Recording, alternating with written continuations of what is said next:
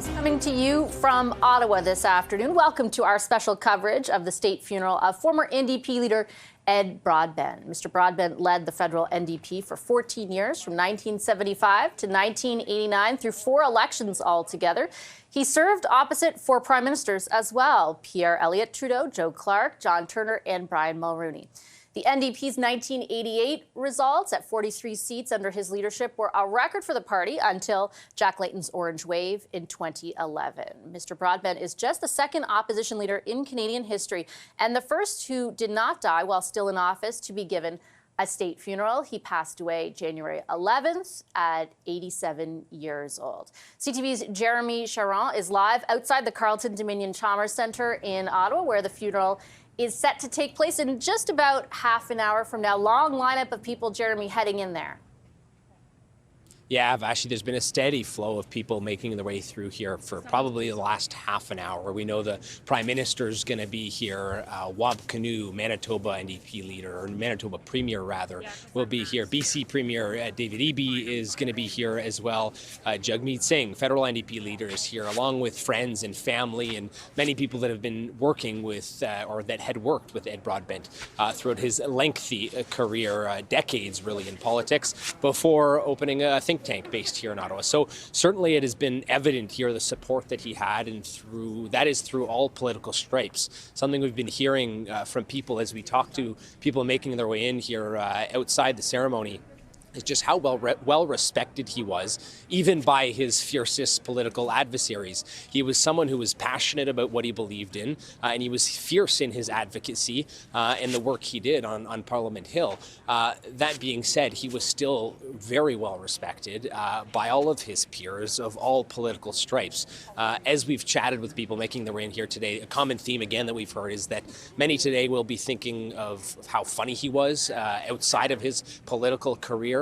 And so we've heard from many that it'll be a day of tears, but a day of laughter as well, as many like to try and remember those bright moments where Ed made so many people laugh so many times, as we've heard. So lots of positive messages here today, Vassy, as this is set to get underway here shortly. Yeah, a number of Canadians reflecting on Ed Broadbent's legacy. Jeremy will continue checking in with you throughout the afternoon. We did see just on our screen there, David Eby, the Premier of BC. Jeremy had mentioned he is among the various kind of prominent NDPers who will be attending. Jagmeet Singh, the leader of the federal NDP, also walked in. We're going to hear from him a little bit later. I mentioned off the top that Ed Broadbent served 14 years in a leadership capacity with the NDP against 4 different prime ministers. One of those prime ministers is former Prime Minister Joe Clark. You can see a picture of them there, along with Pierre Elliott Trudeau, another Prime Minister that Ed Broadbent faced off against in some capacity. The Right Honourable Joe Clark is with us now to reflect on his legacy.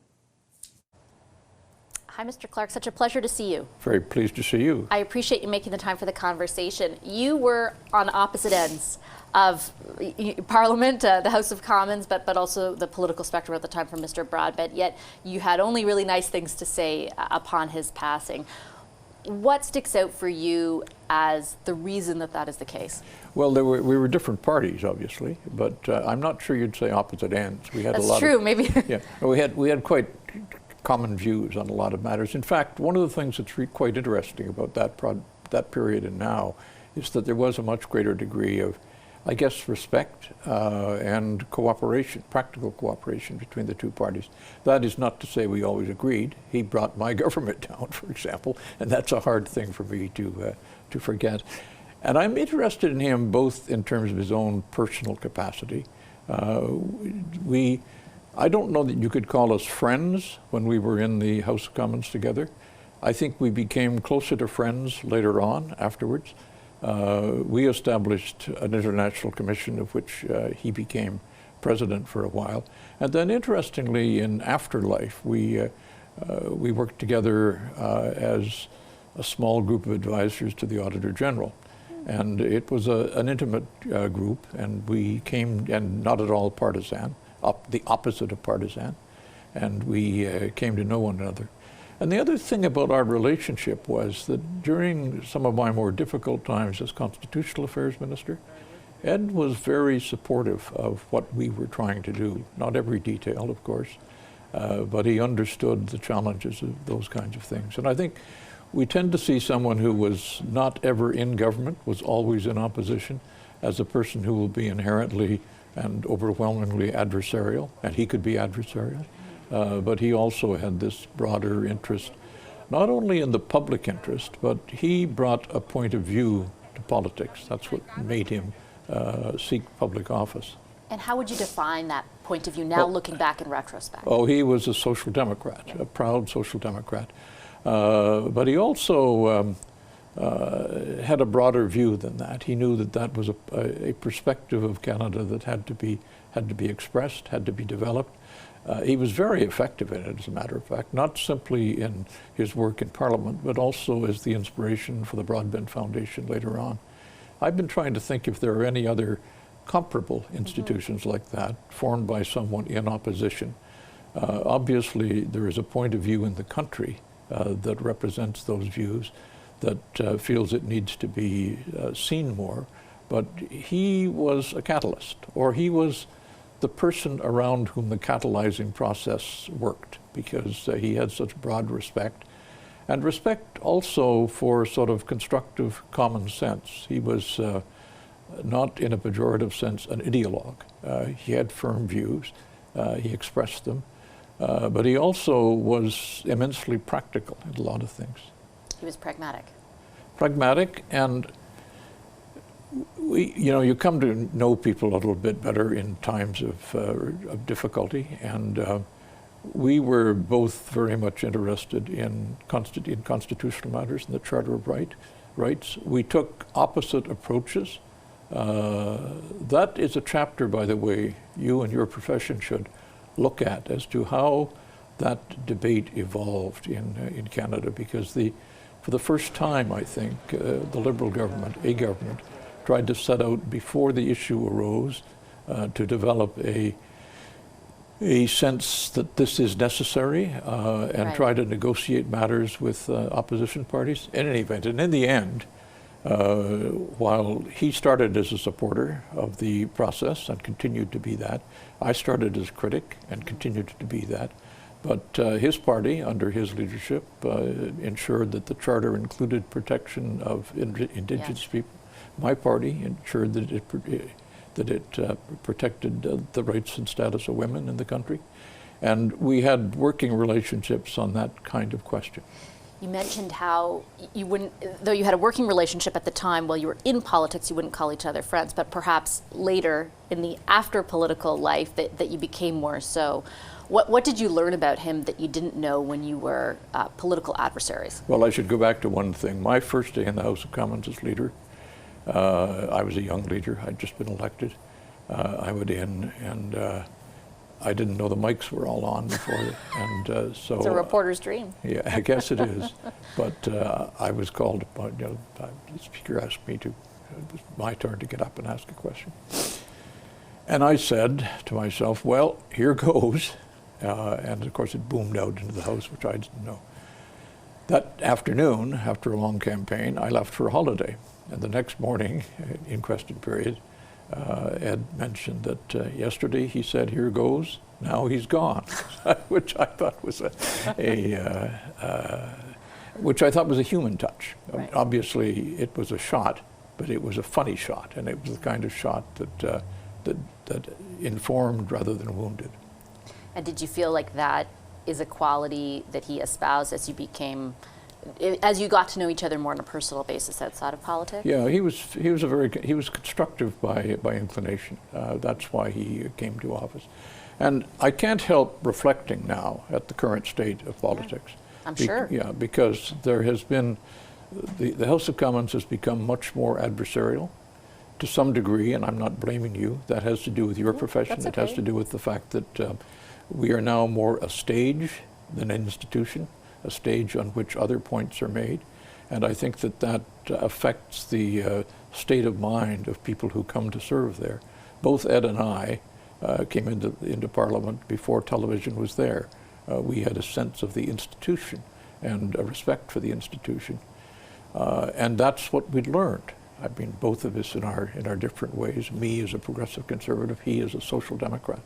But that informed our attitude in the House towards one another, towards the public, toward Parliament.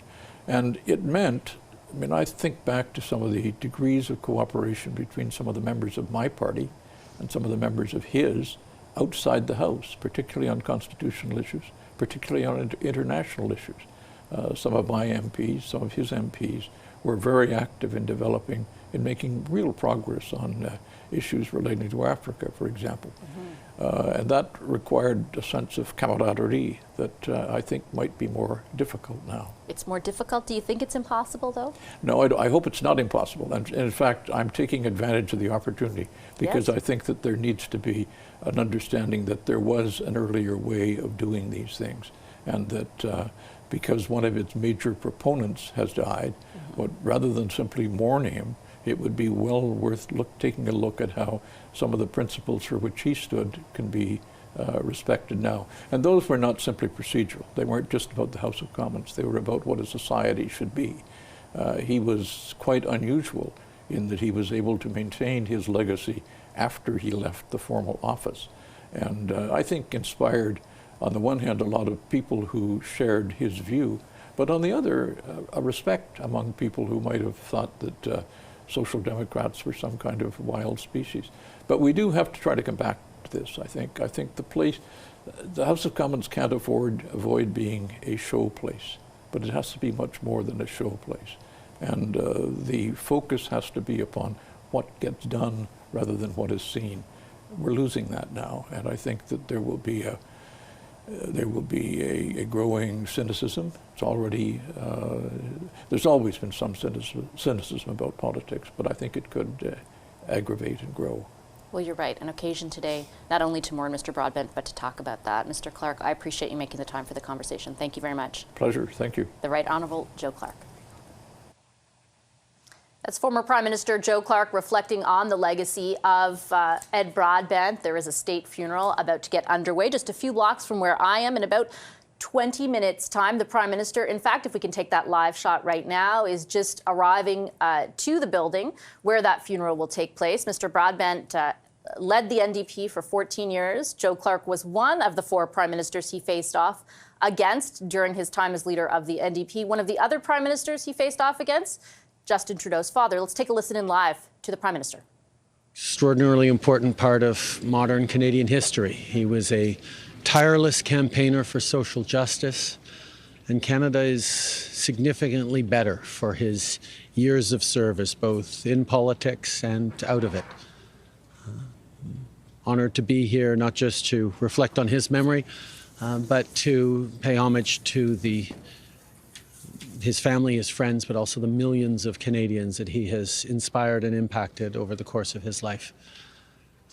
Ed était un Canadien extraordinaire. Ed was an extraordinary Canadian who contributed to building the modern Canada. He was a man of passion who was anchored in the desire for a better world for all and social justice. Canada is better thanks to his service in politics and outside of politics. I'm very happy to be here today to honor his memory, but also to demonstrate my respect for his family and all the people who inspired him over the years. Thank you, everyone. That's Prime Minister Justin Trudeau entering the building for the state funeral of former NDP leader Ed Broadbent.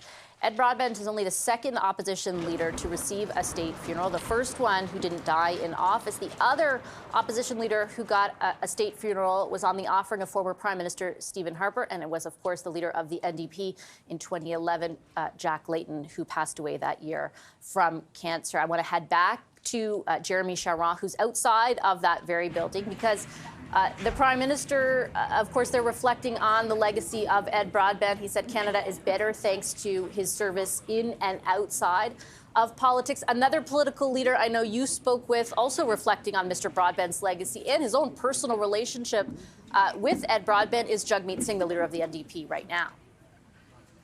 Yeah, that's right, Vash. As people have been making their way and trying to have conversations with them, and current federal NDP leader Jagmeet Singh is one of those people who stopped and talked to us. And Mr. Singh talked a lot about how Ed Broadbent is someone he's been able to lean on throughout his career, right until the end. And that's been the theme we've heard, is even in the last few years, Ed Broadbent was still very involved in politics, still an ear that many people turned to when they had questions. And so we'll let you listen into the conversation we had with Mr. Jagmeet Singh. It's absolutely a day to remember and honor Ed. It's a day where we're obviously really hurt and we're going to miss and feel the loss of Ed, but we're also going to celebrate everything he did, everything he means. I want to share his message. His message was to never give up on social democracy, never give up on building a better world where we look out for each other, where we take care of each other, where government is clearly a force for working people, not for billionaires. And that's something I want people to know. How much did he mean to your party? What kind of an impact has he had, and how much do you owe where the party is today to him? Oh, we owe him so much. He's a legend. He's a legend in our party. I remember when I first called him, when I became leader, people told me that he would give me some advice and I could call him up. And I asked him, would I be able to lean on him for help in the future? He said yes, and he's never said anything but yes to me. He is incredibly generous with his time. He's helped out so many young New Democrats, mentored them, supported them. And for our party, he really brought us up to an incredible level. People to this day think of him as Honest Ed. He created this really powerful idea that politicians could be a force for good in your life. And he was someone that people trusted, believed in, and he showed that New Democrats fight for working people. Any standout moments for you as you did lean on him, ask him for advice ever? Is there a moment that stands out when you went to him and he was there? I think about when I was a new leader, so folks are still trying to figure out if I look like what a leader would look like. And I won my by-election and people were thinking about who would introduce me. And he came, again, he's in his 80s, he came and introduced me for the first time as leader and as an elected official, as a member of parliament, and made it clear that I did belong. And I just think how much that meant to me as a young leader, that he would always be there in that way, and that he was so giving of his time, that he was well deserving of being retired, but he was not ever going to stop giving back in the way that the way that Ed could only do, to continue to fight, to build up the movement, to continue to fight for people with an institute that he founded and also was a big part of. And also as a young leader, he mentored me and supported me. So he's an incredible person. One more for you. He was so widely respected by political people of all stripes. What does that say about who he was, that even his fiercest adversaries were very respectful of him? Well, if you think about it for a moment, he was very fierce. He was a tough fighter, a working class kid, grew up in Oshawa. So he fought hard, but he also believed in the respect and dignity of being able to work with people. So he did both really well. And you'll see that today with the outpouring of support, not just from New Democrats, but from people from different political views as well. So that's the conversation we had with Mr. Jagmeet Singh, who clearly still feels as though Mr. Ed Broadbent, was so impactful to him in his career right now and in his role, his current role as NDP leader. Someone he's still to this day, or in the last few months, still really leaned on for advice. Vassy. Yeah, very much so. Certainly calls him a mentor. If you're just joining us now, we're about to tune in to the state funeral of former NDP leader Ed Broadbent. His family is actually all making their way into the building there in Ottawa, just a few blocks from where I'm coming to you in central Ottawa. We've got a shot live inside now. There will be a number of orchestral performances at the outset of the service and throughout it. Very much individually selected songs that are a reflection of Mr. Broadbent's favorite classical songs, classical pieces. So you can expect to hear a lot of that, as I mentioned, right off the outset and then throughout. We are anticipating we will also hear from Jagmeet Singh himself, the leader of the NDP. He is slated to deliver an address during the funeral. This is his family, Ed Broadbent's family, walking in right now to take their seats. As you can see, many of the rest of the family and many other guests have assembled. The Prime Minister to the left of your screen there, nodding his acknowledgements there to the family. He spoke before entering the church as well, talking about Ed Broadbent's legacy, both inside and outside politics. He says that Canada is a better place thanks to Ed Broadbent's service both in and outside of politics. Other people who are scheduled to be addressing the room during this funeral include NDP Premier Wab Kinew. He is the Premier of Manitoba. We'll also hear from people who are associated with what Mr. Broadbent did later in life, after politics. He founded the institute, the Broadbent Institute, a think tank essentially in line with many of the social democratic values he espoused for so many years. We also had the opportunity to speak with Canada's ambassador to the UN, Bob Rae. If you think back many decades ago, Bob Rae, of course, was an NDP MP under Ed Broadbent, then also the Premier of Ontario, while Ed Broadbent was the leader, and then many years later actually left the NDP to join the Federal Liberals, something Mr. Broadbent had very clear feelings about. Have a listen to my conversation with Bob Rae. Hi, Ambassador Rae. Good to see you. Nice to see you, too. I appreciate you making the time to reflect on Mr. Broadbent. I wanted to start off, just before we started talking, actually, we were mentioning, I was saying how easy it is really to find people who want to say nice things about Ed Broadbent from all political parties. What does that say to you? Well, he did not have enemies. He was always respected by people and liked by people. And the people who worked most closely with him liked him, respected him. People who may have had disagreements on something with him still liked him. I know Prime Minister Trudeau respected him a lot, and Prime Minister Clark respected him. Prime Minister Mulroney respected him a lot, liked him a lot. He was extremely unpretentious, and he was not for a moment. What can I say? Like sideways or devious or scheming. It was none of that stuff was in his makeup at all. He was absolutely transparent and sincere in what he wanted to do, which is why I think a lot of people, I feel certainly, is one of the most decent people that I've come to know in public life, and I think that's a widely shared feeling from a lot of people. What was it like coming to know Mr. Broadbent? Obviously, you led the provincial NDP. He was leader of the federal arm. What was your relationship like? Well, it started out really because when I ran federally for the first time, it was in '78, and I was elected 3 times under his leadership in campaigns. He would always campaign with me in my riding. It was great to have him. He was extremely affable and personable.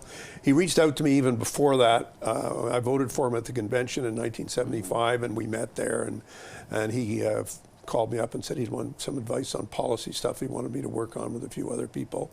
I was glad to do that. Our relationship was really cemented in those 4-year period here, and it was quite a momentous time. The by-election for me, and then the election in '79, the election of the minority Clark government, the defeat of the Clark government, the election of Trudeau, Mr. Trudeau's government, and then the debate around the Constitution. And then I went to Ontario. But it was a pretty intense period. And he handled it very, very fairly. I mean, he listened to people, he consulted with people, He had a bigger caucus grew as a result of his leadership in the '79 election, again in 1980, and he led it really well, really fairly. And as a provincial leader, he made a point of bringing us all together. We had regular meetings together, regular discussions. And some of the issues were quite contentious on energy and other stuff that was always.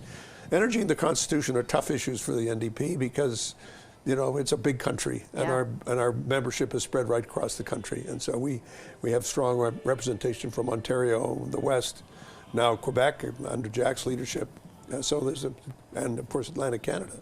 So he's remarkable at bringing us all together. Do you think his involvement and his leadership throughout all of that process with the Constitution is sort of the thing that he most was proud of from a legislative, parliamentary perspective, or what do you think his biggest I think he was. I mean, I think he would have felt that was I think that was a real achievement for Canada. We can all debate again those issues, but I think thanks to the Supreme Court of Canada's decision that sort of led to another go with the premiers that then led to a new consensus. I think by the time we finally got through what was a very divisive and challenging debate in the country, we got to a point where I think people felt it was something that had to be done. And he was very shrewd, really smart in how he handled the issues, because he made it clear that he felt at the beginning, after Mr. Trudeau presented his package, he said, well, I think ultimately we're going to need to be on the side of patriation and the Charter. But there's some stuff we've got to try to get while we're doing that. And Indigenous rights was one of the most important, as well as recognizing resource rights for Western Canada. And I think he felt those were real achievements. And he's right. If you look at the Indigenous changes that were made to the Constitution, they have been absolutely revolutionary in the way in which they have forced the provinces and the federal government to recognize the treaty and rights of Indigenous people. Obviously, Indigenous leadership has pushed the door was opened by the court, but they pushed through. But I think that was a very big moment for him personally. Yeah, I do. Years later, there was a big moment for you when you moved to the Federal Liberal Party. I know that he, at the time, wrote something in the papers, condemning essentially that move, but you were able to navigate, your friendship was able to navigate it, it sounds, quite handily. Well, I mean, handily. I think he really did feel that, I'd left the church, I'd crossed the road. And I kept trying to tell him that I don't regard political parties as churches. And I felt that on my personal journey through politics, I felt that move was the right one for me, and I felt that it reflected where I was, but my basic values and views had not changed and haven't changed. He was appointed to the Human Rights Commission by Mr. Mulroney. Did that make him a conservative? No, I don't think so. So I didn't particularly enjoy the criticism by him, and I let him know that. But I also said that I was determined to make sure that it didn't affect our relationship. And do you feel that it didn't in the long run? Well, it took a little time, but I do think in the end he was. I saw him the other day before he died. I had a chance to speak with him, and we did talk through a lot of the stuff we'd been through together. I have to say, at a personal level, with me, over some real difficult times I went through in the 80s with my brother passing away and Arlene's parents being killed in a car accident. Those were really traumatic events, and he really reached out. I mean, I can remember one phone call in particular where we talked for about 45 minutes on the phone about how tough it was, and he was incredible. And so I felt, then that, and I still feel today that his political decency, which is something that every Canadian recognizes, is really matched by a lot of personal compassion as well, and thoughtfulness, which I think is quite remarkable in a political leader. And he was my first, like your first date, he was my first political leader. He was the first guy that I worked with. And you never forget that. What a legacy. Mr. Ray, thank you very much. Thanks, Ambassador. I appreciate making the time for this. Thank you so much. Good to be with you. Canada's ambassador to the UN, Bob Ray, there, reflecting on the legacy and life of NDP leader Ed Broadbent. We're just moments away from the state funeral of Mr. Broadbent. We can show you some pictures inside the room that's being held. A large grouping of people from all walks of life have assembled to pay tribute to Mr. Broadbent, who served as the leader of the NDP for 14 years.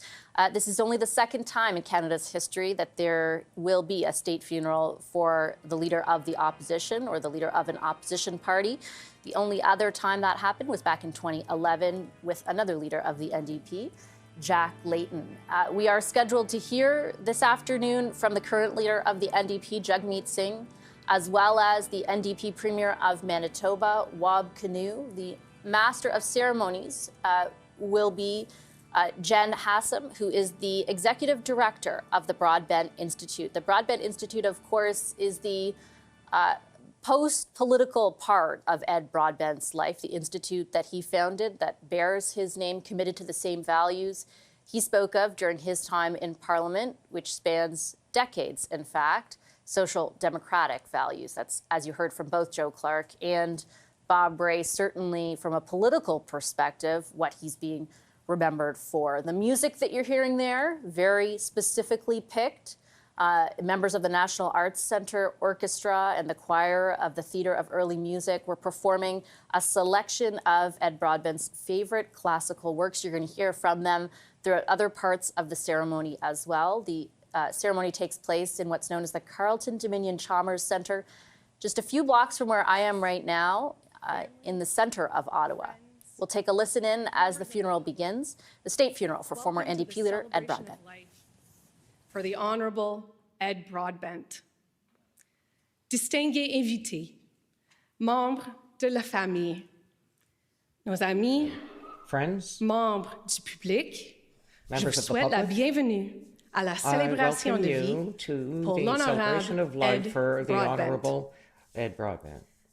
We would like to begin by acknowledging that this ceremony is taking place on the traditional unceded territory of the Algonquin Anishinaabe Nation, who have inhabited and cared for this land since time immemorial.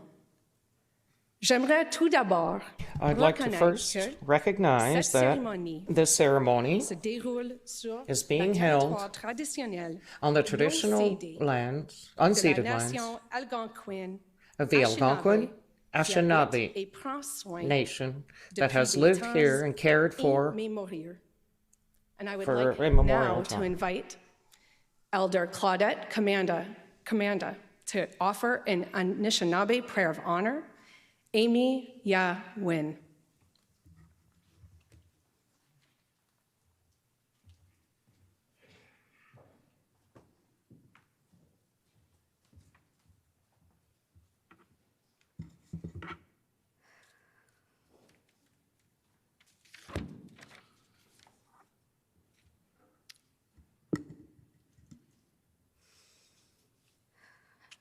Kwe kakina, greetings.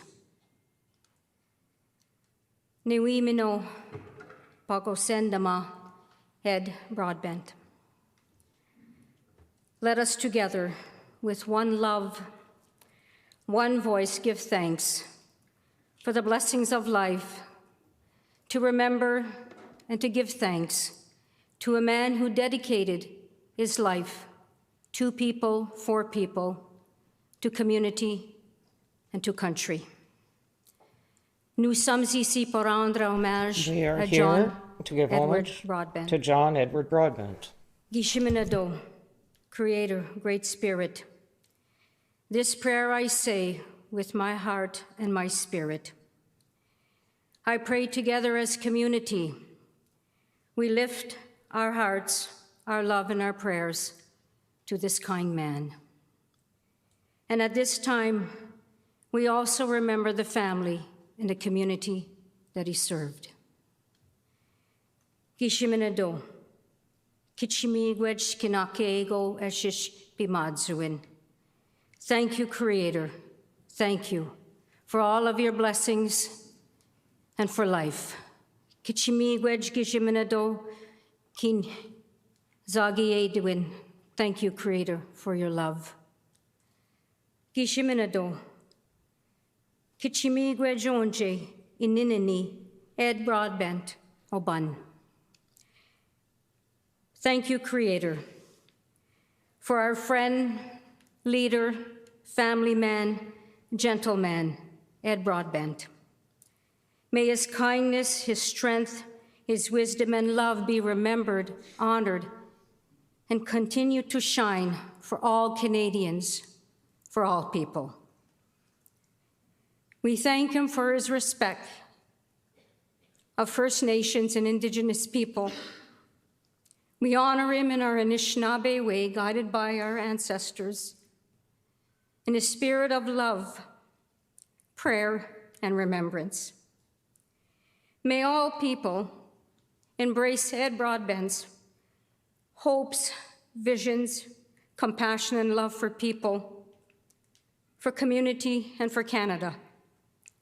Gishiminado, Creator, we remember his family, and we thank his family for sharing their father, grandfather, and partner during his lifetime. Thank you. Creator Gishiminado, please comfort the family during this time of loss. Hold them dear in your heart. Give them strength. Heaven is now blessed to receive such an honorable man. Gishiminado, Creator, Great Spirit, thank you for opening heavens to greet and to honor John Edward Broadbent, who now walks with the ancestors. Chimigwej Gishiminado Kichimigwej Onje Ninewin Emiawin. Thank you, Creator, for hearing my prayer. Miigwej.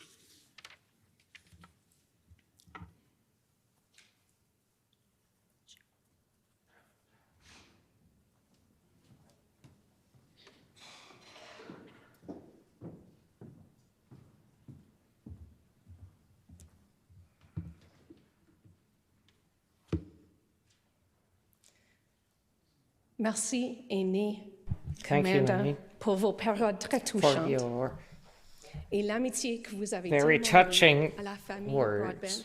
and the friendship you've shown to the Broadbent family for Mon nom, years. c'est Jen Hassam, et je suis I'm la Jen directrice Hassan, générale and I'm the General de Director Broadbent. of the Broadbent Et Institute, je serai votre maîtresse and de cérémonie I'll be aujourd'hui. your MC today. It is an honor and a deeply personal moment for me to be here today. Ed was not just a mentor, but also a friend. His seemingly endless capacity for compassion made him a guiding light in our country and for so many personally.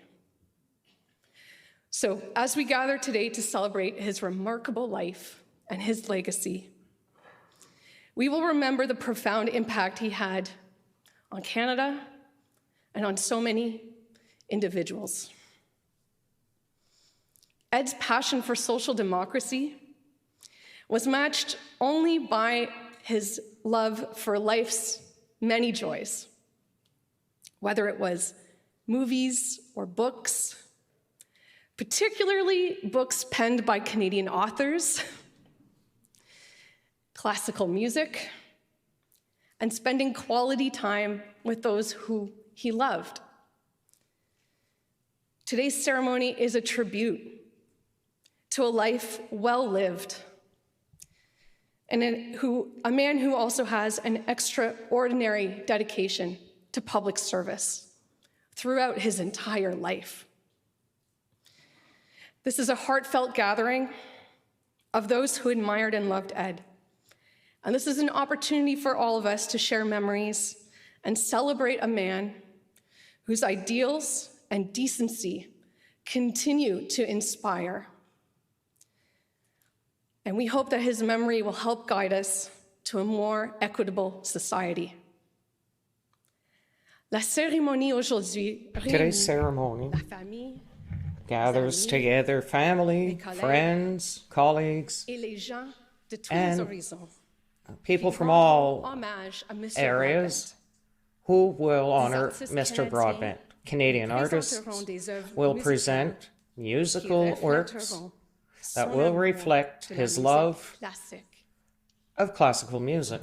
I now invite Jagmeet Singh, leader of the New Democratic Party of Canada, for whom Ed was an invaluable mentor and friend. His address will be followed by Brian Topp, chair of the board of the Broadbent Institute, and the Honorable Wab Kinew, Premier of Manitoba. Mr. Singh.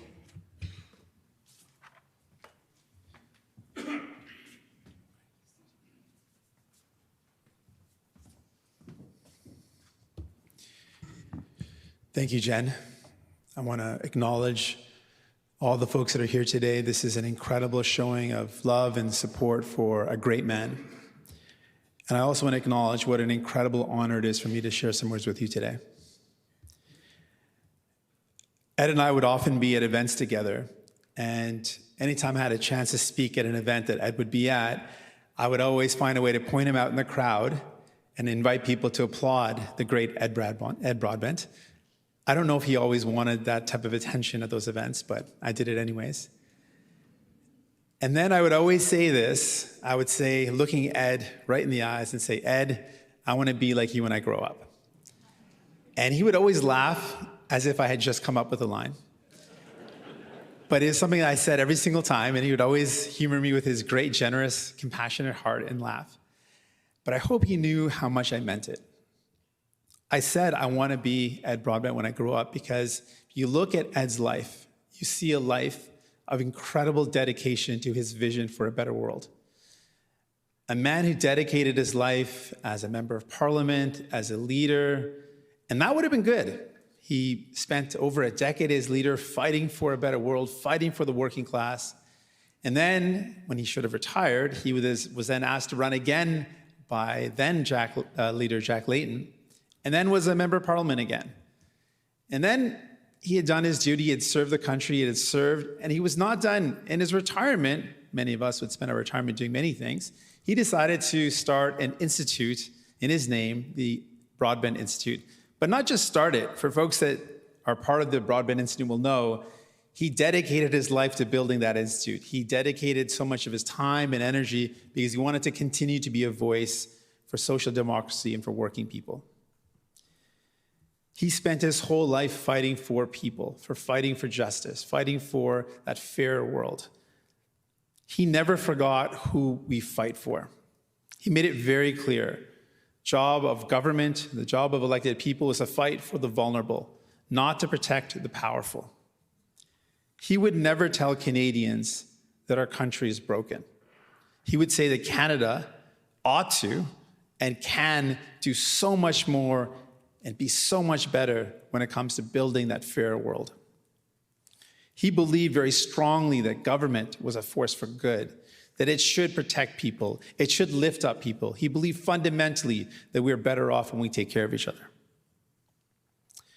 Ed Broadbent croyait qu'il fallait utiliser le pouvoir. Ed Broadbent believed that the power of government should be used for good, to attack the most powerful and protect the most vulnerable.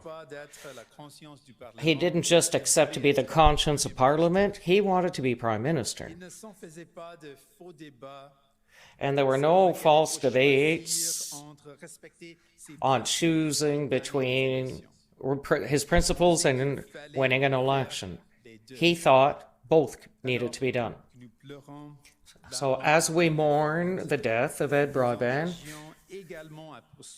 we also commit to pursue the legacy that he has left us and his conviction that Canada can and must do better.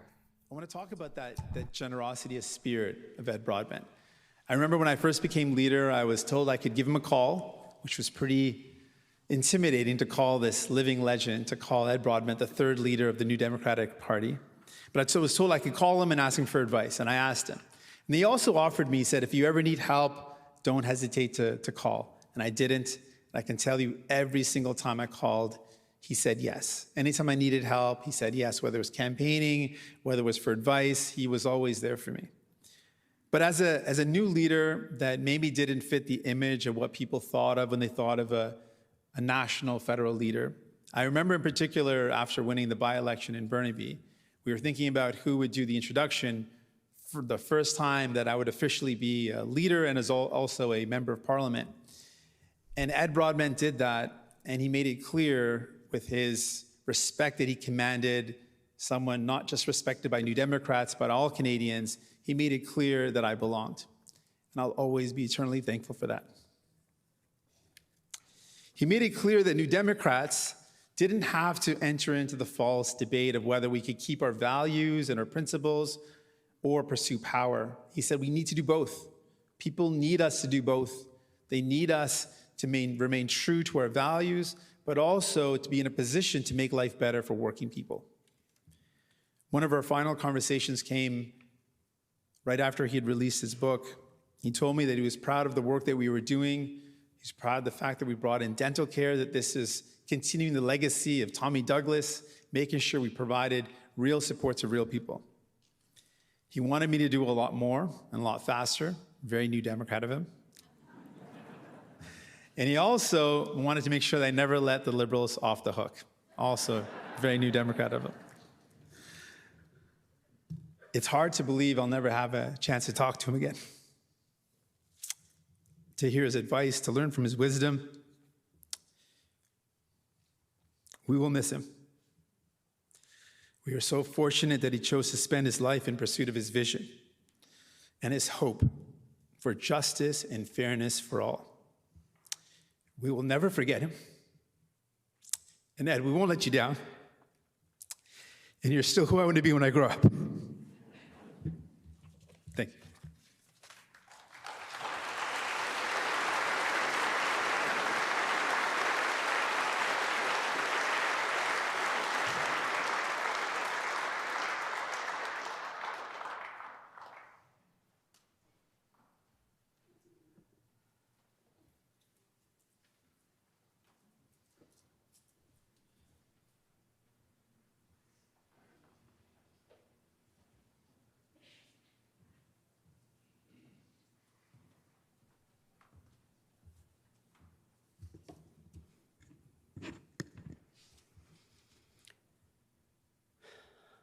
I'm deeply honored to be with you today,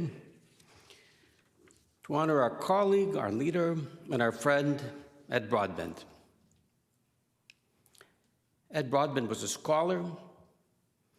He was a highly successful and beloved politician in the best sense, which is not an easy thing to pull off. And he was a really, really nice guy. He was an intellectual with a coffee table loaded with books, which he seemed to be reading 10 at a time. He loved learning. And what he learned led him to a set of clear, powerful principles that animated him all his life and in everything he did.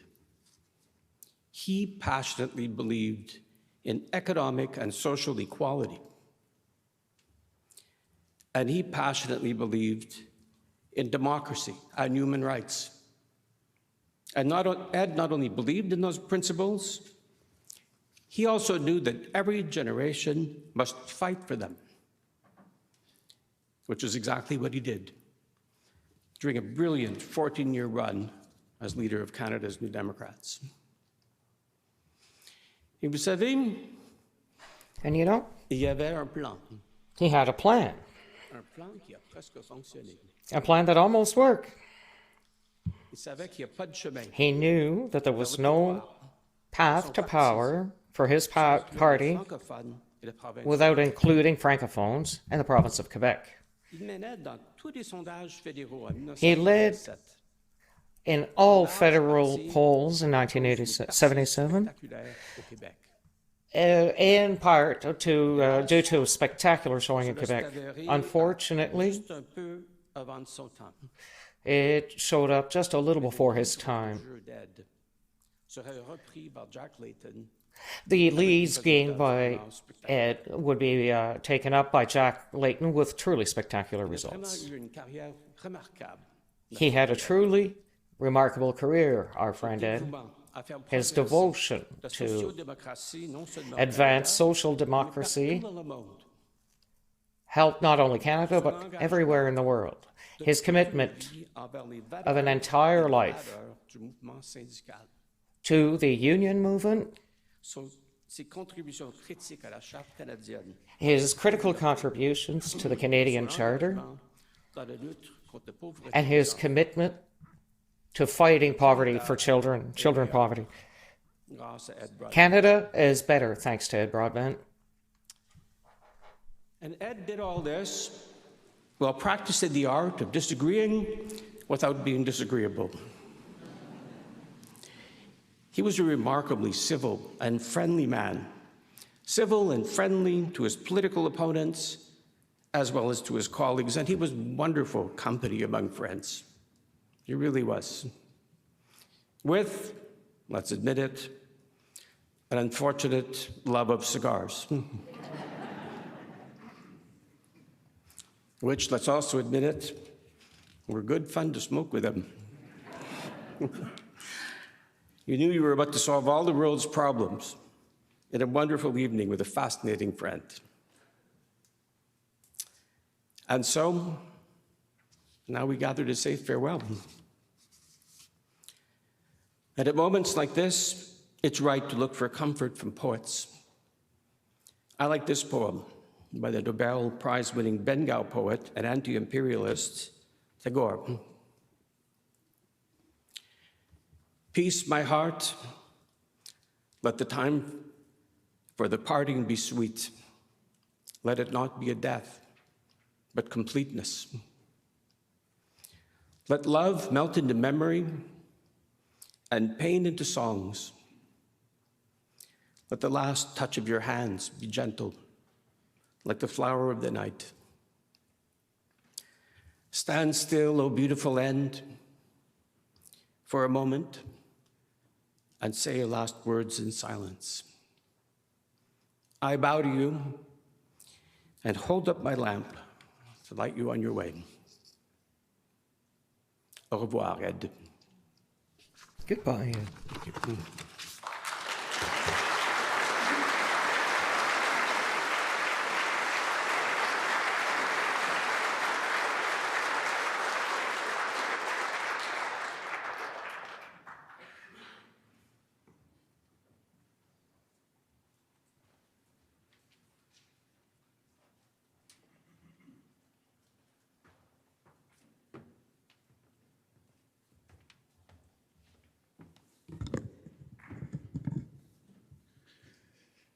À la famille et aux amis de Monsieur Broadbent, To Mr. Broadbent's nous sommes friends de and tout cœur family, avec vous. we are with you. Je me joins aux autres à travers I join the notre others beau pays, across our great country ce grand Canadien. to mourn this great Canadian. After I lost the 2019 Manitoba election, Ed Broadbent was the first person to call me and tell me to stay on as leader. When we won in 2023, guess who was the first to phone?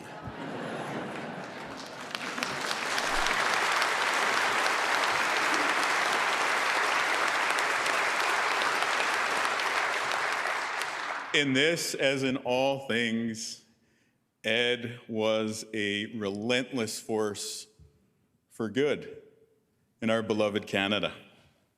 He embodied this in the political victories that he helped to secure for Indigenous rights and environmental justice, for gender equity, and an undying passion for the blue collar. For Ed, it was always about fairness, honesty, and bringing Canadians together. Importantly, Mr. Broadbent also embodied this in the way he pursued his vision. His contemporaries said he would always make his case passionately, but never personally. And the colleagues that he led said he had endless patience to hear dissenting opinions. And as someone who came after him, I could tell you what I remember most from that 2019 phone call. There I was, feeling the way that you do after you lose a campaign, feeling like I'd been dumped. And Ed called to offer words of encouragement. But what I remember most is the smile that I could hear in Ed's voice through the phone, clear as day. Ed wasn't just about achieving good things. He was about pursuing them with a good nature. This was his politics of joy. In our recent election in Manitoba, we tried to follow his example. It was a dark and bruising campaign. The way our team beat back the politics of division was not by sharpening more effective wedges than our opponents. We earned a mandate by believing in the goodness of the people of our province. After how exhaustingly divisive the last few years have been in Canada, people in our part of the prairies were hungry to declare a simple message. We are one province. We are one people with one common destiny. And in this, I hear echoes of Mr. Broadbent's legacy. At a time of angry populists around the globe, of separate social media ecosystems that are worlds apart, of identity politics that obscure the simple truth that we are all related, Ed stood for the opposite. Ed stood for compassion in public. He stood for thoughtful leadership. And perhaps most importantly, he stood for the vision that we are one country. Nous sommes un pays. We are one country. Mr. Broadbent's smiling, joyful legacy is an example we ought to learn from today. That we can use good means to achieve good ends. That we don't have to appeal to our darkest impulses. That we can have faith in our fellow Canadians. I hope for the sake of our country that more of our leaders speak to us Canadians the way Mr. Broadbent did, by appealing to our better angels.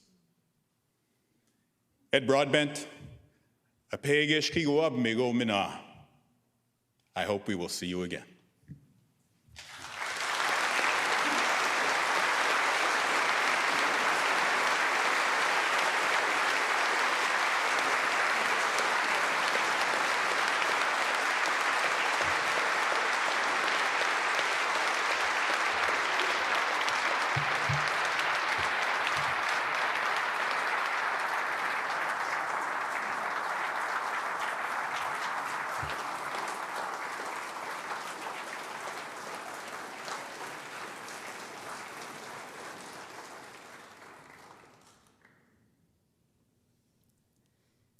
Wow.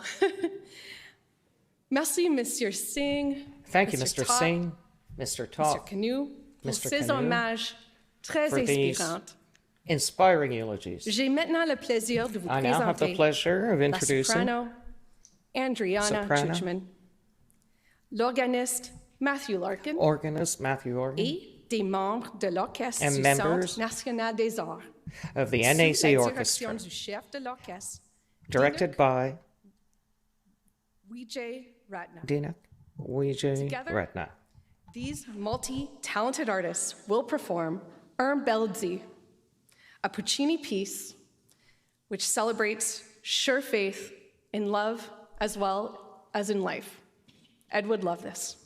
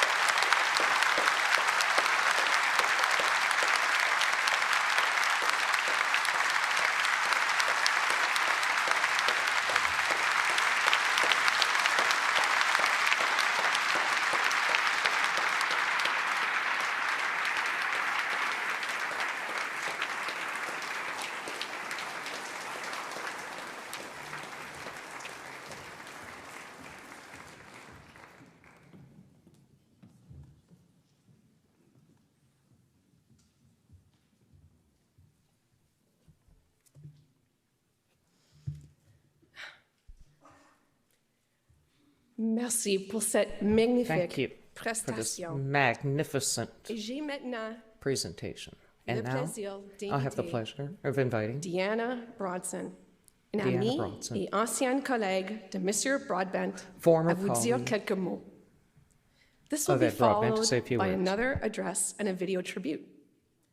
The address will be given by Jonathan Sass and Luke Savage, co-authors of Ed's recently released book.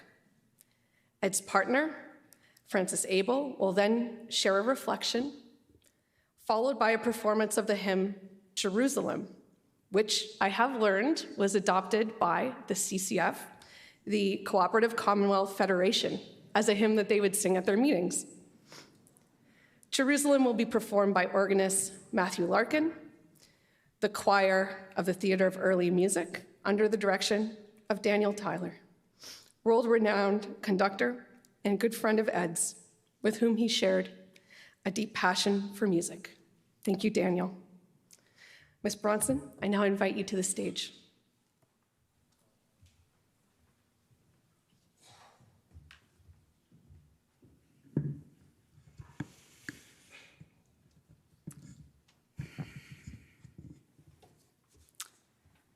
J'ai connu Ed Broadbent lorsqu'il était président I met de Droit et Ed Démocratie. Broadbent when he was the president of Rights and Democracy, now called the Ed Broadbent Center.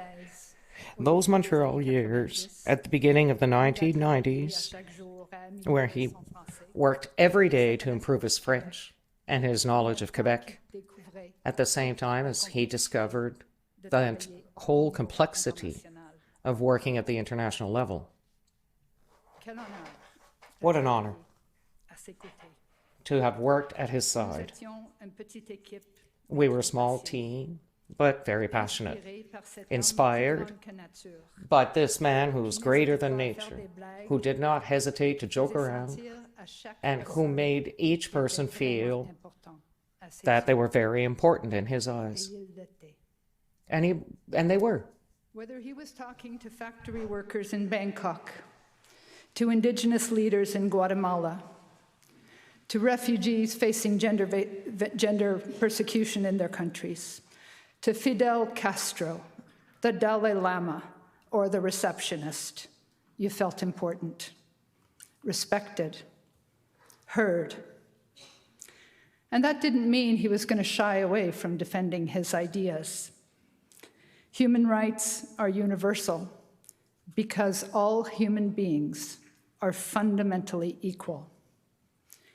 Economic, social, and cultural rights were as critical for democratic development as civil and political rights. And he worked hard to ensure that human rights were understood beyond partisan considerations. And even he brokered an agreement between the liberal, socialist, and conservative internationals on human rights. He was one of the first people to talk about human rights in relation to trade, back when NAFTA was being negotiated. Ed traveled on a diplomatic passport, and he had great access to political leaders in other countries. When he filled out forms to enter a country, if he thought he could get away with it, he put his profession as troublemaker. And he loved to say, "I am not a lawyer. I have many other faults." And often that would break the ice when he was beginning a dialogue on human rights. Ideas, principles, laughter, empathy, love. We shall remember him for all of this. Thank you.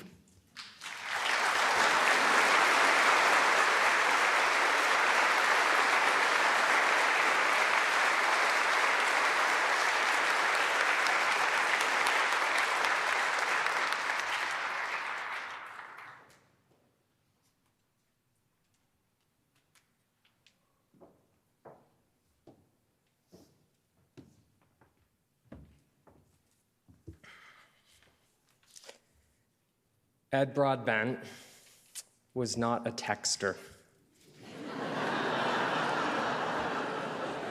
When he wanted to talk to me, he called me.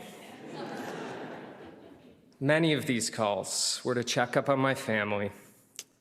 He was a mentor, but he was a considerate friend who showed deep warmth. By and large, his calls, however, were to talk about what mattered immensely to him, political ideas. And I'll never forget my first cold call from Ed. I was in the food court of Toronto's Eaton Centre, and seeing his name on my screen, I quickly ducked into Sport Check, and I was immediately put on speakerphone. Ed and his then partner, the great socialist theorist Ellen Masons Wood, launched immediately into debate. Jonathan, we have some notes on the piece on The Guardian you forwarded. For the next 45 minutes, wedged between tennis rackets and hockey sticks, I was engulfed in discussion about the Greek debt crisis. True to Ed, I remember his despair at the blunt force of austerity, about the inequitable costs that would be borne by working people. And I'm going to miss those calls. We just heard about Ed's inspiring work at Rights and Democracy.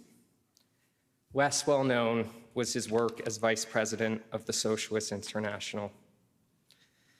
There, Ed was engaged in important diplomatic efforts in Central America, advancing human rights, often in concert with social movements, against an imposing current of repressive US foreign policy. Ed wrote a piece in the Globe and Mail in 1986, and it's quite remarkable.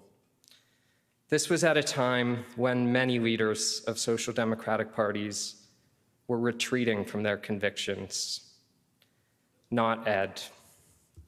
He wrote, and I quote, "The world of a politician is a world of light and shadow. Never merely pragmatic, it is always moral. When we talk about democracy, pluralism, religious freedom, tolerance, human rights, and self-determination, we are not giving voice to mere abstractions relevant only to a few nations. We are talking about human values and ideals that we believe desirable for all people, at all times, in all parts of our world." Thank you.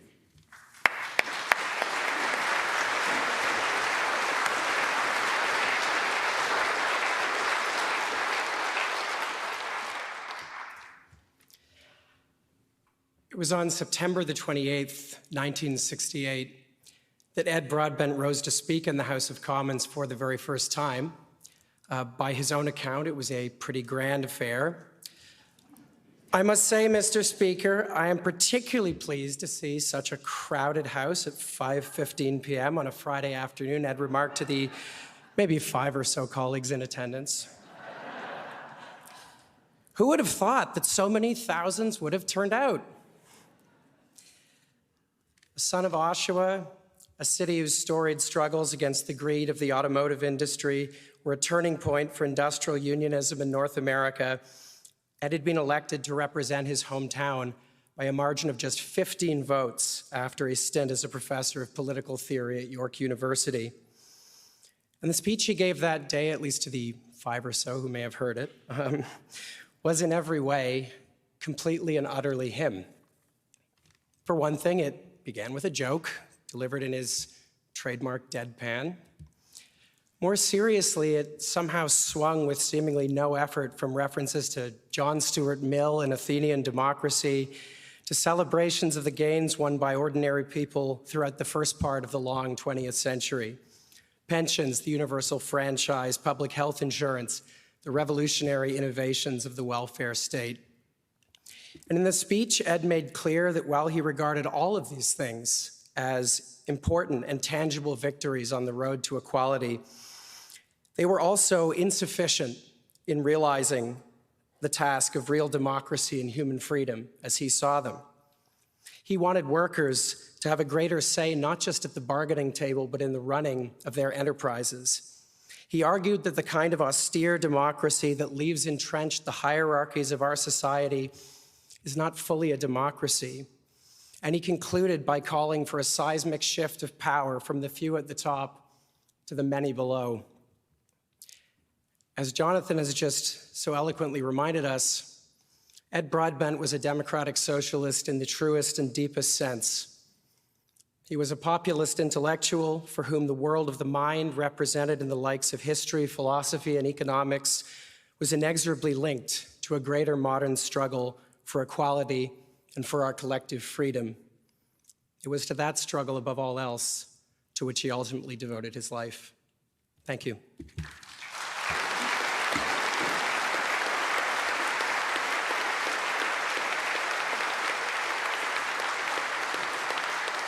I was born in Oshawa in 1936, home of the great UAW Local 222. First few times I was asked to get involved in politics, I politely declined, preferring to continue my work as a prof at York University. Going into politics just wasn't in the plan. But at some point in all our lives, we must ask the question, who is benefiting from the social and economic changes all around us? Our country is better because of Ed. He was a dynamic force, a tireless champion for justice, an adamant believer in a better tomorrow. It's difficult to sum up the size and scope of his contributions to Canada, but without a doubt, he loved this country with everything he had. Ed comprenait que la démocratie Ed understood that democracy is at its best. And yet, in the House, like elsewhere, he never backed away from debate. He contributed ferociously to the days of the debates, which earned him respect from both sides of the House. Canadians know his various titles: Member of Parliament, Leader of Canada's NDP, President of Rights and Democracy, Founder of the Broadbent Institute. But Canadians also know him for who he was as a person.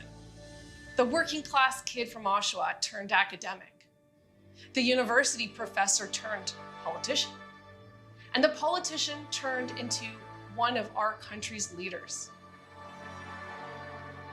Ed Broadbent was a giant of the Canadian political scene. And so I viewed him as a major contributor to Canadian unity, to Canadian public policy. And he was an extremely pleasant, delightful guy to know. That's the nature of his contribution. I consider him a great parliamentarian and a major contributor to Canadian progress during the decade or decade and a half we were together. In Parliament, he was always very civilized. He was never nasty. We had tough differences, but it's like playing hockey. You know, you can go to a hockey game, and you can bump a guy in the rink or be bumped. After the game, you can have a beer together. At the center of Ed's heart, he was fighting for us ordinary Canadians. He was fighting for the underdogs. He was always fighting for the little guy. And Ed knew that our systems didn't work for everyone. And that's why he fought for, in particular, people who are marginalized, especially women. It is time that this government came to grips, in general, with the problem of unemployment. For all the 1.6 million that are unemployed. But most specifically, I say today, Mr. Speaker, that in addressing ourselves in Parliament, at long last to the problems of unemployment, that we keep in mind, and clearly keep in mind, that the dreams of Canadian women have a full and equal place in the scheme of things to the dreams of Canadian men. My dad always said that there were three qualities that distinguished Ed above everything else: his devotion to social democracy, his embrace of equality, and his remarkable authenticity. Ed Broadbent cared. He cared about the struggling lives of Canadians. He cared about economic security. He cared about the politics of decency and civility. He cared about the marginalized and disinherited. He cared profoundly with unwavering principle about issues overlooked and neglected. In that vein, it should be recalled that the crowning measure of the man occurred in his final brilliant speech as leader in November 1989, when he moved a motion calling for an end to child poverty in Canada. He received a unanimous vote of support from all parties in the House of Commons. Yes, unanimous, because the respect that was felt for Ed was overwhelming. Ed was a force to be reckoned with in Canada and beyond. We will deeply feel his loss. Le Québec avait une place Quebec particulière pour Ed. had a special place for Ed. He had understood the importance Under Broadbent, of Quebec. The Quebec Party has blossomed. Where once they had 400 members, they now have almost 20,000. Ladies and gentlemen, the next Prime Minister of Ed's Canada. most significant contribution was his work on our country's constitution. Il s'est battu avec He fought acharnement pour faire hard avancer notre pays. to advance our Il a country, toujours fait preuve and he d'un grand sens de l'humour. always had a great sense of humor. Float like a butterfly, sting like a bee. It's time for voting. NDP. Still the conscience of the nation. The NDP train leaving the station. Ed Broadbent's capacity for compassion was just never ending, whether it was at an individual level or whether it was about our whole country. Love, give me an apple from a golden tree. Give me heart's ease and violets blue, and the love he gave me, I give to you.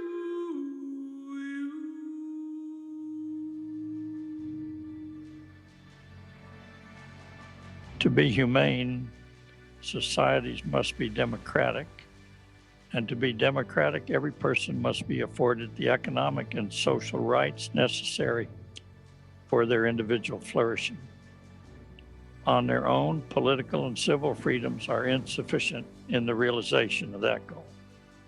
I believed in 1968, and I believe today that political democracy is not enough. In the 21st century, the rebuilding of social democracy must be our task. Social democracy alone offers the foundation upon which the lives of people everywhere can be made dignified, just, and exciting.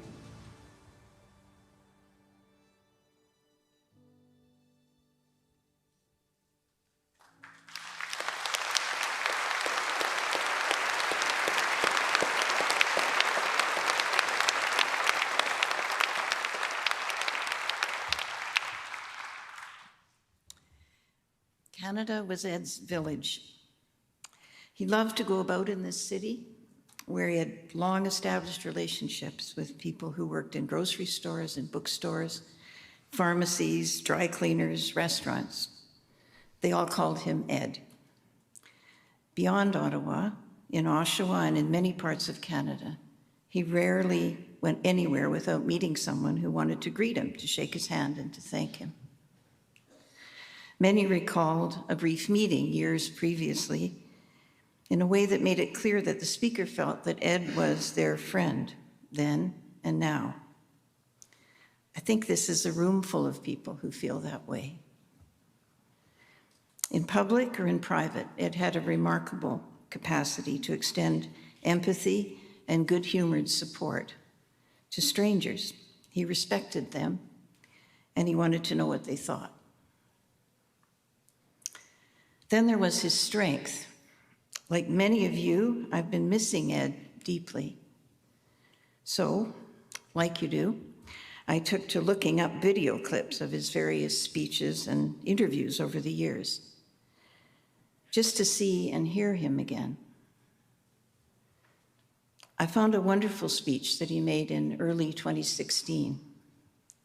It was to the Broadbent Institute Summit.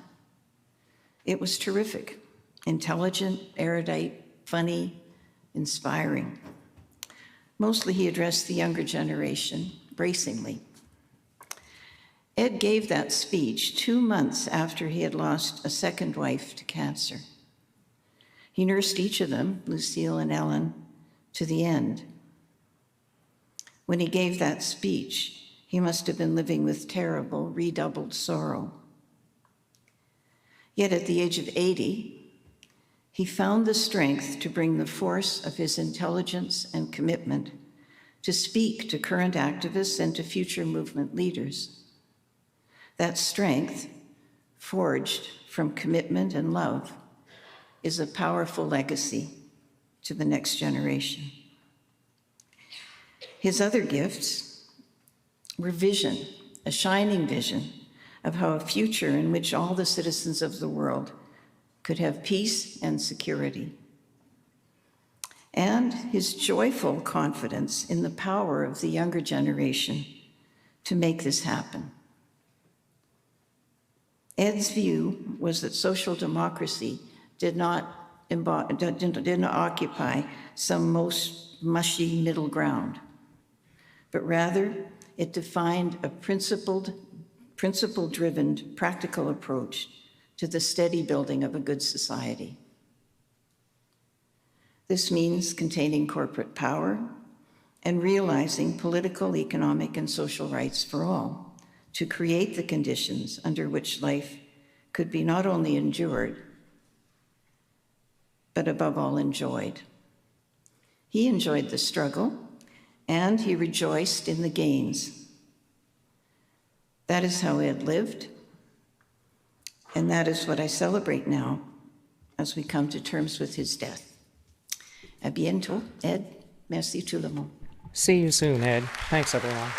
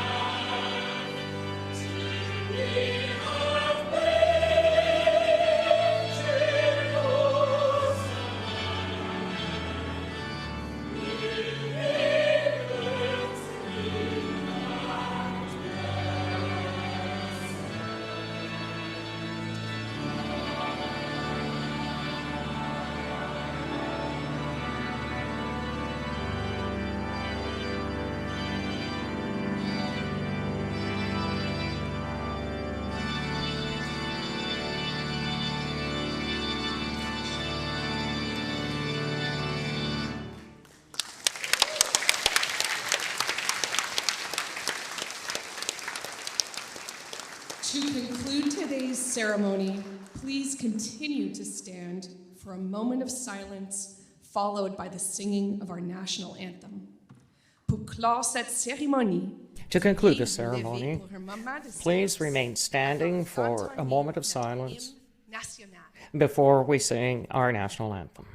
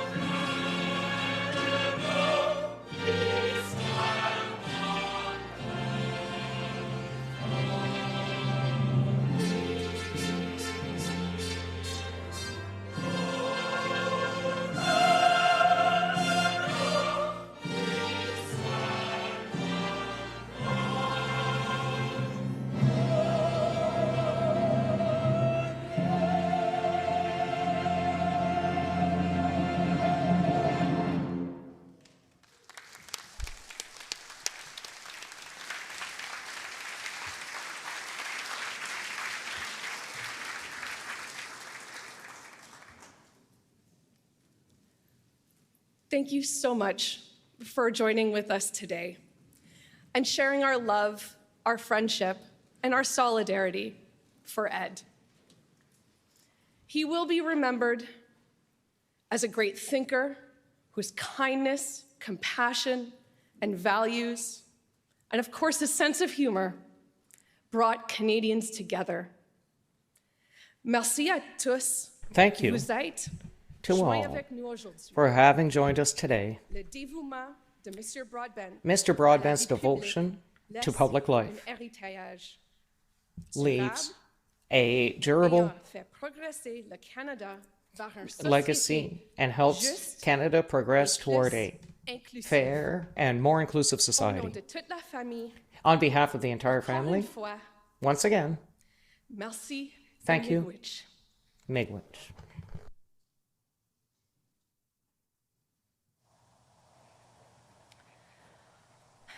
The national broadcast is now concluded.